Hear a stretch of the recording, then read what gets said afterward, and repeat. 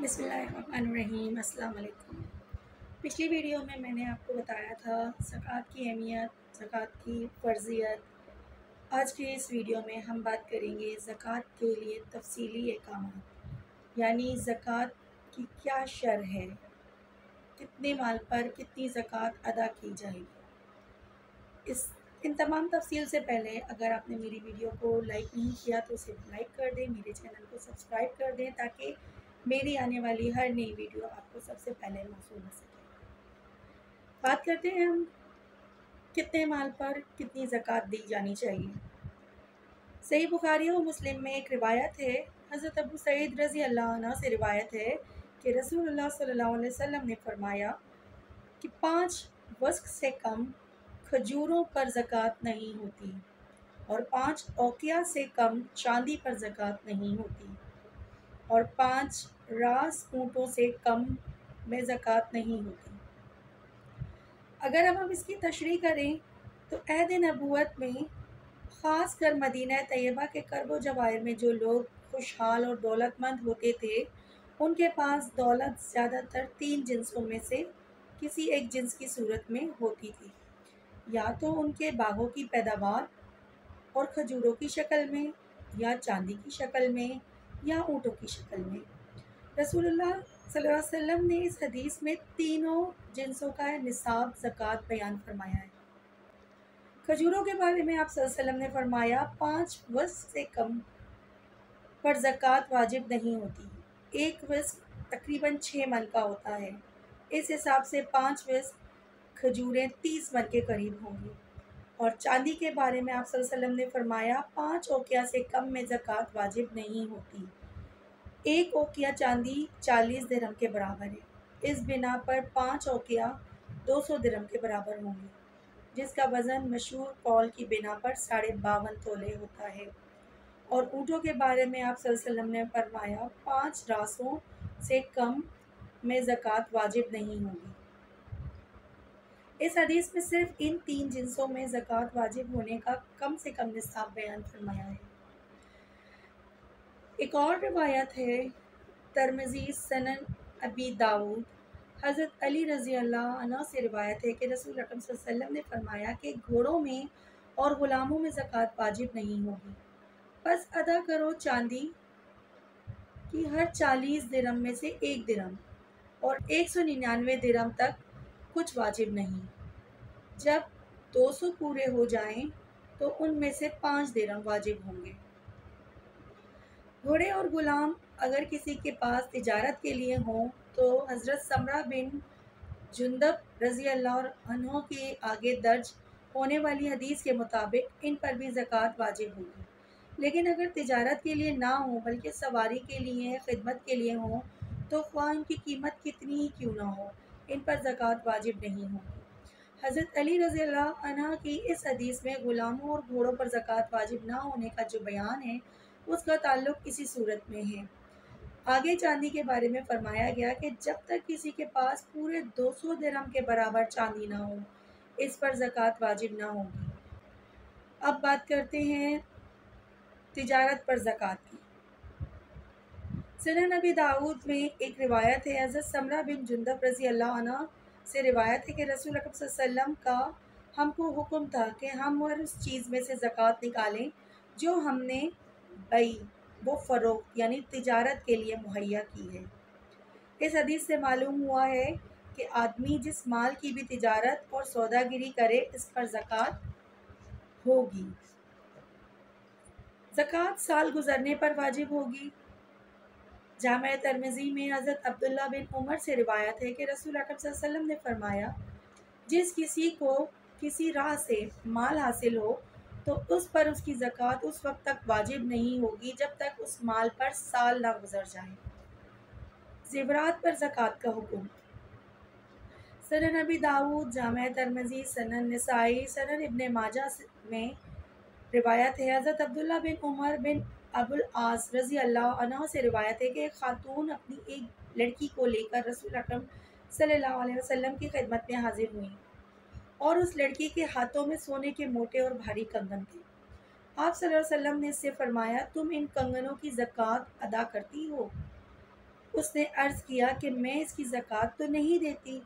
آپ صلی اللہ علیہ وسلم نے فرمایا تو کیا تمہارے لیے یہ بات خوشی کی ہوگی کہ اللہ تعالیٰ تمہارے کنگنوں کی زکوٰۃ نہ دینے کی وجہ سے قیامت کے دن آگ کے کنگن پہنائے؟ اللہ کی اس بندی نے وہ دونوں کنگن ہاتھوں سے اتار کر رسول اکرم صلی اللہ علیہ وسلم کے سامنے ڈال دیے اور عرض کیا اب یہ اللہ اور اس کے رسول کے لیے ہیں۔ ایک اور روایت ہے امام مالک سنن ابی داود میں ام سلمہ رضی اللہ عنہ سے روایت ہے کہ میں نے سونے کے اوزا، ایک خاص زیور کا نام ہے، پہنتی تھی۔ میں نے ان کے بارے میں رسول اکرم صلی اللہ علیہ وسلم سے دریافت فرمایا یا رسول اللہ، کیا یہ بھی اس کنز میں داخل ہیں جس پر سورہ توبہ کی آیت دوزخ کی وعید لائی ہے؟ آپ صلی اللہ علیہ وسلم نے فرمایا جو مال اتنا ہو جائے کہ اس کی زکوٰۃ ادا کرنے کا حکم ہو، پھر حکم کے مطابق اس کی زکوٰۃ ادا کی جائے تو کنز نہیں ہے۔ زکوٰۃ پیشگی بھی ادا کی جا سکتی ہے۔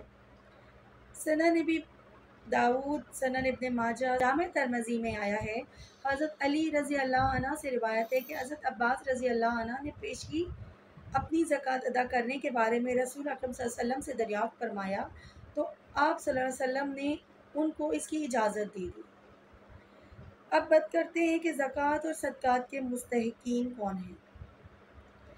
سنن ابی داود میں زید بن حارث صدائی رضی اللہ عنہ سے روایت ہے کہ آپ صلی اللہ علیہ وسلم کی خدمت میں اس وقت ایک شخص حاضر ہوا اور عرض کیا زکوٰۃ کے مال میں سے کچھ مجھے عنایت فرمائیں۔